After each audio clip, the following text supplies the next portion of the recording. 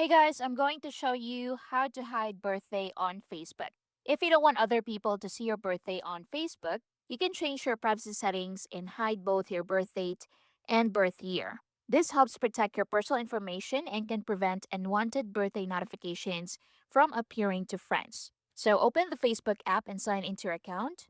Tap your profile picture in the bottom right corner. Then click your profile. Then at the top, select the pencil icon. At the top right, then under Edit Profile, scroll down and expand Personal Details. So under Personal Details, select your birthday and click the pencil icon beside it. Then from here, tap the privacy icon at the top of your birth date and birth year. So click that. So from here, if it is set to public, set it to only me and click on done. Also, your birth year, click the privacy, and if it is set to public, set it to only me and click on done. So, choosing only me, this will completely hide your birthday. So, tap save if prompted, and that's it.